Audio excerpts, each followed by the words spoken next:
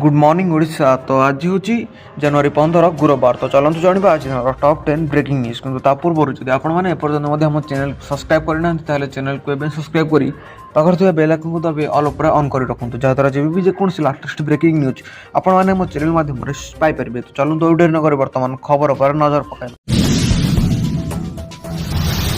परवर्ती खबर सरकार को चेतावनी 60 वर्ष ऊर्ध्व हिताधिकारी 15 तारीख सुधा 3000 भत्ता प्रदान कराना गले एक्शन भत्ता वृद्धि अभियान ओडिशा पक्षर कटक जिलापाल अफिस कले आगे जोरदार आंदोलन शह शह हिताधिकारी प्रचंड खरारे हाथ में भत्ता कागज और परिचय पत्र धरी 60 वर्ष अधिक हिताधिकारी कहीं 3000 टंका भत्ता दिज्व ना प्रश्न कर मिथ्या प्रतिश्रुति दे भोट हातेबा और पर हिताधिकारी प्रतारण कर सरकार को समालोचना कर 15 तारीख सुधा भत्ता न मिले आंदोलन को जोरदार करने को चेतावनी देती भत्ता वृद्धि अभियान सुनेली स्वप्न देखाए निर्वाचन जितिले क्षमता को आसवा पर प्रतिश्रुति भूलीगले प्रचंड खरारे हिताधिकारी आंदोलन हक कटक एकाठी हेले शह शह भत्ता हिताधिकारी हाथ में भत्ता कागज और परिचय पत्र धरी जिलापाल कार्यालय आगे प्रतिभा एसपी ऑफिस सम्मुखें एकाठी हो शोभायात्रा आसी आंदोलन को निर्वाचन पूर्व 60 वर्ष अधिक सबु वर्गर हिताधिकारी 3000 टंका भत्ता देवा प्रतिश्रुति देते बीजेपी हेले क्षमता को आसवा पर राज्य में प्राय 54 लाख हिताधिकारी प्रतारित करथिबा भत्ता वृद्धि अभियान ओडिशा पक्षर अभियान कर डबल इंजिन सरकार डबल धोखा देउथिबा हिताधिकारी कहते पड़ोसी आंध्र प्रदेश और तेलंगाना 60 वर्ष अधिक वृद्ध विधवा भिन्नक्षम को 4 ରୁ 5000 टंका भत्ता दि जाउछि। आम राज्य में 18 वर्ष अधिक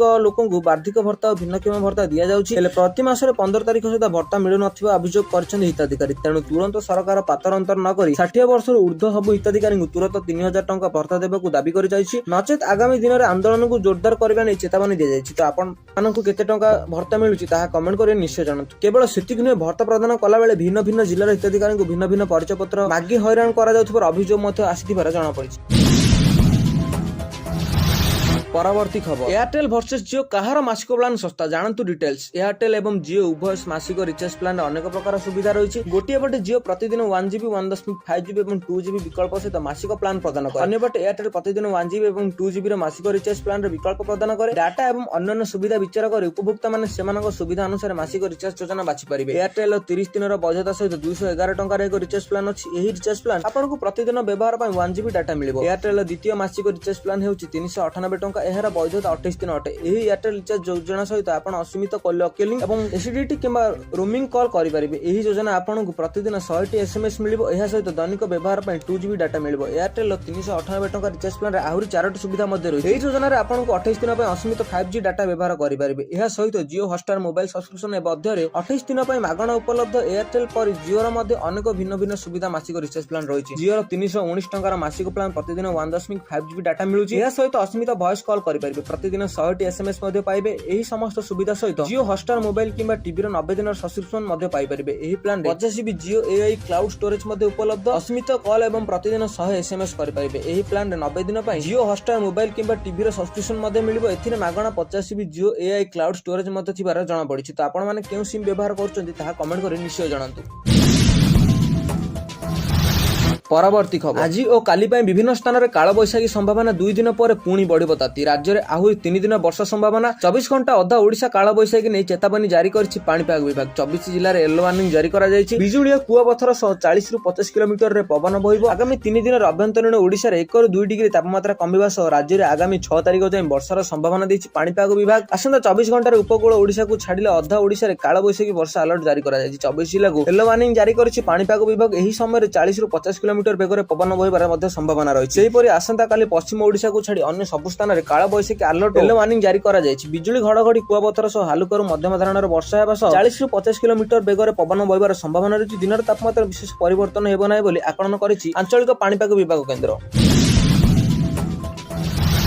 परवर्ती खबर चिकेन खाइबा केते सुरक्षित बर्ड फ्लू नेला 2 वर्ष शिशुर जीवन। आंध्र प्रदेश जड़े 2 वर्षर झील बर्ड फ्लू रे आक्रांत होई मृत्युवरण कर देश में बर्ड फ्लू जोगाणु मनुष्य मृत्युर यह द्वितीय घटना। पूर्व 2021 मसीह जड़े व्यक्तिर मृत्यु घटी। स्वास्थ्य विभाग अनुसार झीलटी कंचा कुकुड़ा मांस खाइथिला। एही कारणରୁ से बर्ड फ्लू रे संक्रमित होइथिला। झीलटी को पूर्व सामान्य ज्वर होइथिला। एहा पर ताकू डाक्तरखाना रे भर्ती करा जायथिला। किछि दिनर चिकित्सा पर तार मृत्यु होइथिबार जणा पड़छि। बर्ड फ्लू जोगु झीलटीर मृत्यु होइथिबा नै पुणे रे नेशनल इंस्टीट्यूट ऑफ वायरोलॉजी वैज्ञानिक माने निश्चित करछन्ती। एही ଝିଅର ନମୁନା NIV କୁ ପଠାଯାଇଥିଲା। ସେପଟେ ଏହି ଭାଇରସ ପରିବାରର ଅନ୍ୟ କୌଣସି ସଦସ୍ୟଙ୍କୁ ସଂକ୍ରମିତ କରିନାହିଁ। ଯଦିଓ ରାଜ୍ୟ ସରକାର ଲୋକଙ୍କୁ ସତର୍କ କରାଇଛନ୍ତି ଏବଂ ସତର୍କତା ଅବଲମ୍ବନ କରିବାକୁ ପରାମର୍ଶ ଦେଇଛନ୍ତି, କିନ୍ତୁ ଏହି ଘଟଣା ପରେ କୁକୁଡ଼ା ମାଂସ ଖାଇବା ଉପରେ ପ୍ରଶ୍ନ ଉଠିଛି। ବାର୍ଡ ଫ୍ଲୁ ସମ୍ପର୍କରେ ରାଜସ୍ଥାନର ପ୍ରାଣୀ ବିଜ୍ଞାନ ବିଭାଗ ଡାକ୍ତର NR ରାଉତ ଜାତୀୟ ଗଣମାଧ୍ୟମକୁ ପ୍ରତିକ୍ରିୟା ଦେଇଛନ୍ତି। ସେ କହିଛନ୍ତି ବାର୍ଡ ଫ୍ଲୁ ଭୂତାଣୁ ଜନିତ ସଂକ୍ରମଣ। ଏହା ପକ୍ଷୀମାନଙ୍କ ଠାରେ ମୁଖ୍ୟତଃ କୁକୁଡ଼ାମାନଙ୍କ ଠାରେ ଦେଖାଯାଏ, କିନ୍ତୁ ଏହା ଅନ୍ୟ ପ୍ରାଣୀ ଏବଂ ମଣିଷମାନଙ୍କୁ ମଧ୍ୟ ବ୍ୟାପିପାରେ। ଗତ କିଛି ବର୍ଷ ଧରି ଗାଈ ଏବଂ ବିଲେଇ ସମେତ ଅନ୍ୟ ପ୍ରାଣୀ ମଧ୍ୟ ଏହାର ଶିକାର ହୋଇଛନ୍ତି। ମଣିଷମାନେ ଏଠାରେ ଏହି ଭାଇରସ ମାମଲା ବୃଦ୍ଧି ପାଉଛି। ଭାଇରସର ହେଉଥିବା ପରିବର୍ତ୍ତନ ଯୋଗୁଁ ହିଁ ଏହା ଘଟୁଛି। ଆମେରିକାର ଭାରତ ପର୍ଯ୍ୟନ୍ତ ବାର୍ଡ ଫ୍ଲୁ ମାମଲା ବୃଦ୍ଧି ପାଉଛି। ଡାକ୍ତର ରାଉତ କହିଛନ୍ତି ଯେ ବାର୍ଡ ଫ୍ଲୁ ସଂକ୍ରମଣ ସଂକ୍ରମିତ ପକ୍ଷୀ କିମ୍ବା ପଶୁଙ୍କ ଠାରୁ ମଣିଷକୁ ବ୍ୟାପିଥାଏ। ତଥାପି ଏହା ଜଣେ ବ୍ୟକ୍ତିଙ୍କ ଠାରୁ ଅନ୍ୟ ଜଣେ ବ୍ୟକ୍ତିଙ୍କୁ ସଂକ୍ରମିତ ହେବାର ଘଟଣା ବହୁତ କମ୍। ସଂକ୍ରମିତ ପକ୍ଷୀ ଠାରୁ ମଣିଷ ଶରୀରକୁ ଏହି ଭାଇରସ ପହଞ୍ଚିଥାଏ। ଯଦି ଜଣେ ବ୍ୟକ୍ତି ସଂକ୍ରମିତ ପଶୁ କିମ୍ବା ପକ୍ଷୀଙ୍କ ସଂସ୍ପର୍ଶରେ ଆସନ୍ତି, ତେବେ ତାଙ୍କ ଶରୀରରେ ଭାଇରସ ପ୍ରବେଶ କରିବାର ଆଶଙ୍କା ବହୁତ ବଢିଯାଏ। ଏହି ଭାଇରସ କୁକୁଡ଼ା ଦ୍ୱାରା ମଧ୍ୟ ସଂକ୍ରମିତ ହୋଇପାରେ। ଡାକ୍ତର ରାଉତ କହିଛନ୍ତି ଯେ କୁକୁଡ଼ା ମାଂସ ଖାଇବା ଦ୍ୱାରା ବାର୍ଡ ଫ୍ଲୁ ହେବାର ଆଶଙ୍କା ଥାଏ, କିନ୍ତୁ ଏହି କେବଳ ସେତେବେଳେ ହୁଏ ଯେତେବେଳେ କୁକୁଡ଼ା ଠିକ୍ ଭାବରେ ରନ୍ଧା ହୋଇନଥାଏ। ଯଦି କୁକୁଡ଼ା ସଠିକ୍ ଢଙ୍ଗରେ ରୋଷେଇ କରାଯାଏନି, ତେବେ ଭୂତାଣୁ ବ୍ୟାପିବାର କୌଣସି ଆଶଙ୍କା ନଥାଏ। କିନ୍ତୁ ଯେଉଁ ଅଞ୍ଚଳରେ ଭାଇରସ ବ୍ୟାପିଛି ସେହି ଅଞ୍ଚଳର ଲୋକମାନେ କିଛି ସମୟ ପାଇଁ କୁକୁଡ଼ା ମାଂସ ନ ଖାଇଲେ ଭଲ ହୁଅନ୍ତେ ବୋଲି ଡାକ୍ତର କହିଥିବାର ଜଣାପଡ଼ିଛି।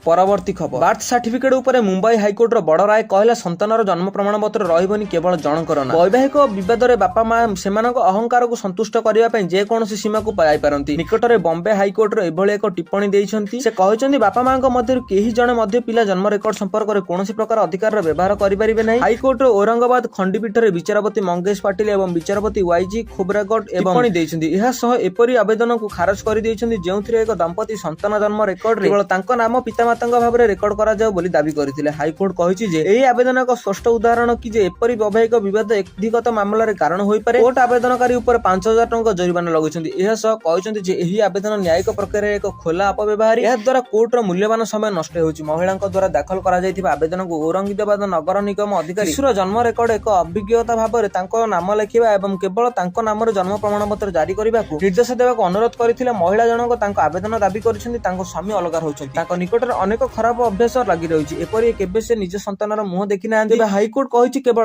ଖରାପ ବାପା ମା ଅଭ୍ୟାସର ଶିକାର ହୋଇଥିବାରୁ ମାଙ୍କୁ ପିଲାର ଜନ୍ମ ପ୍ରମାଣପତ୍ର ଏକମାତ୍ର ଅଭିଭାବକ ଭାବରେ ପଞ୍ଜୀକୃତ କରିବାକୁ ଅଧିକାର ମିଳେ ନାହିଁ ବୋଲି ଜଣାପଡ଼ିଛି।